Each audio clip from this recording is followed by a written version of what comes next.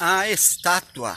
Eu sou Elcio Macedo e você está no canal Saldo Extra da lição da Escola Sabatina. Meu bom dia, boa tarde, boa noite, boa madrugada.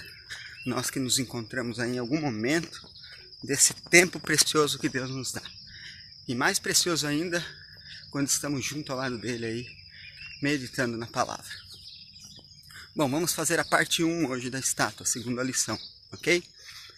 Daniel e seus companheiros, eles ficaram assustados ao receberem a visita de Arioque, buscando-os para serem mortos. E era para ser logo, já iriam para a execução. Daniel perguntou por que uma sentença tão drástica e por que tanta pressa. Com a explicação de Arioque, Daniel lhe deu a entender que poderia resolver o mistério do rei.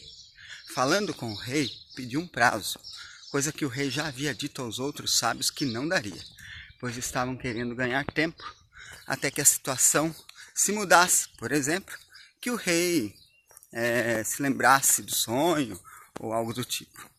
Isso é fato, porque os sábios disseram ao rei que mortal algum poderia adivinhar o sonho. Só os deuses, que não estavam com eles. Pois é, mas alguns deles não eram representantes desses deuses. Não deveria ele saber desses deuses qual era o sonho e até a interpretação dos mesmos? Pensa um pouco. Nabucodonosor deu credibilidade a Daniel, afinal, ele era muitas vezes mais competente que todos os outros, além de ter outros 3 amigos tão aptos quanto Daniel. À noite oraram, como já estudamos ontem, e Deus imediatamente revelou o sonho e a interpretação. Bem cedo, Daniel procurou Arioque e a se dirigirem ao rei. Arioque anunciou então que o rapaz sabia o sonho e o significado. Foi imediatamente chamado à presença do rei, que certamente ainda tinha na cabeça aquela determinação de matar todos os sábios. Preferia ficar sem ninguém que ter esses que não ajudavam em nada. Olha só, né? Daniel então lhe disse o sonho, né? Contou ali, tratava-se de uma enorme e assustadora estátua. Isso havia impressionado o rei, a ponto de requerer o significado. Daniel mencionando a estátua, o rei já ficou feliz. Era isso mesmo, a cabeça da estátua era de ouro, o peito e os braços de prata, o abdômen de cobre, as pernas de ferro e os pés uma mistura, né, de ferro e barro.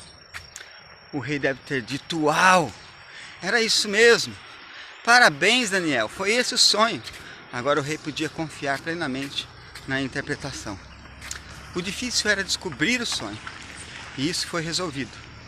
Era lógico que Daniel poderia também dar a interpretação. A essa altura, o rei estava feliz, mas Daniel preocupado.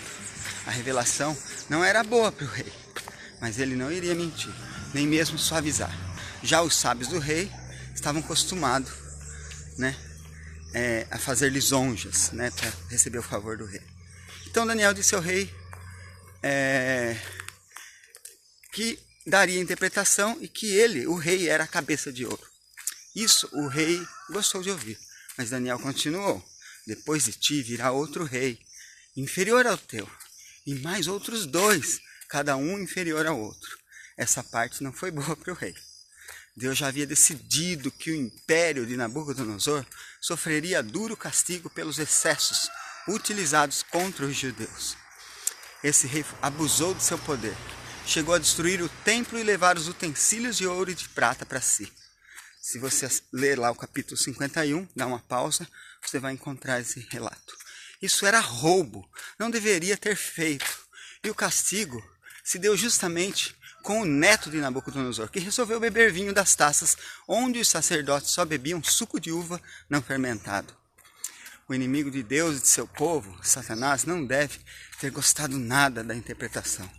Ele sabe que Deus consegue tudo o que quer e deve ter ficado com raiva ao saber que o império não se perpetuaria, que iria se enfraquecendo em glória até ser substituído pelo reino de Deus, e para sempre.